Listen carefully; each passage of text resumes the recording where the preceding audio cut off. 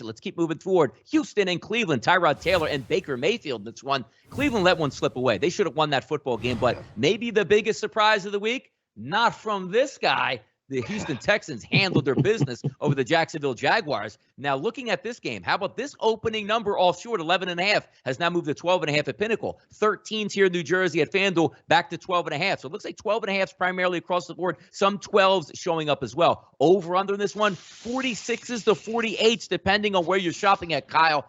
Is it too much too soon for Houston? Are they actually a really good football team? Or does Cleveland buckle down and hammer this squad on the road here? Yeah, I mean, this is tough. Look, I just don't bet double-digit spreads unless I can make an argument for the other team to win the game or make it close. Look, I know Houston looked good yesterday, but Urban Meyer proved he is not ready to be a pro football head coach. His game plan was absolutely atrocious. That team was completely unprepared. If you're a Jacksonville fan, you're hoping this is a one-and-done Nick Saban situation because he's just not ready for pro football. Urban Meyer might be the lowest IQ football coach in the league now, surpassing Mike McCarthy. So now we've got Urban Meyer dumber than Mike McCarthy, which is absolutely insane, right? Because I never thought there would ever be a football mind worse than Mike McCarthy. And here we go. Urban Meyer looked absolutely Look, Urban, just because you had Bible study with Carlos Hyde in college doesn't mean he should be on the field more than James Robinson. I don't know what the hell is going through your head, but you're an absolute moron, and I thought that team looked abysmal and dreadful. So it's hard for me to take a lot away from what Houston did to them. Do I think Cleveland is talented, is 2 touchdowns more talented than Jacksonville or than Houston? Absolutely. That crowd is going to be riled up. It's the first time in a couple of years where you're going to have home fans at the Dog Pound. But for me, I would lean first half, 12.5 for the game. Look, it's just not something I do. It's not a successful way to bet, but I don't mind the 6.5 in the first half. I do think Cleveland comes out, they're pissed off. They run up and down the field here, and we saw that secondary, even with how bad Jacksonville was, there's some holes there. I think Cleveland gets it done, but I like the 6.5 right now in the first half. I'm not touching those double digits.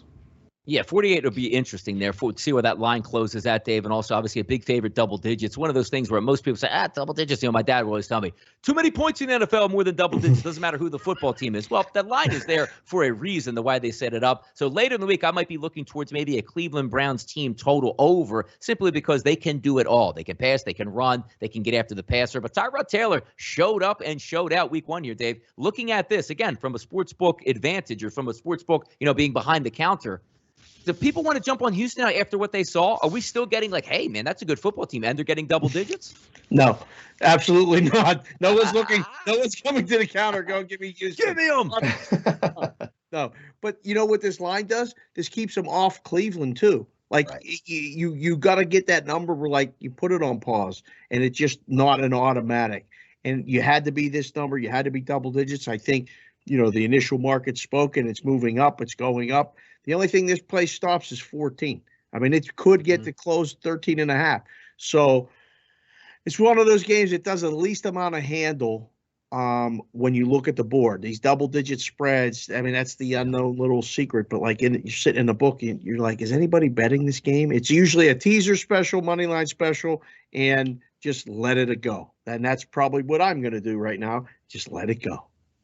K-Dub, we believe in a Tyrod Taylor for week 2, double digits at home. Is this one of the games that obviously we know the Browns have to win? You can't go 0-2 in the season. They're a heavy favorite, but they just figure they roll their helmets out and put them away. It doesn't matter what the final score is. What are you thinking here?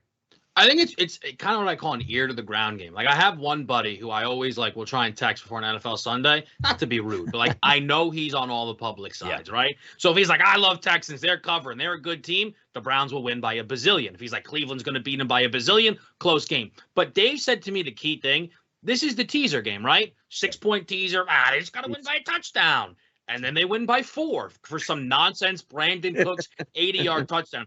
I'll tell you this, and I've been making this point, the Texans might be over machines. If Tyrod is competent, that defense is horrific still. I think that I know they got 3 picks off Trevor Lawrence, rookie quarterback, first ever start. That 48 jumps out. It wouldn't surprise me if that starts to tick up a little bit.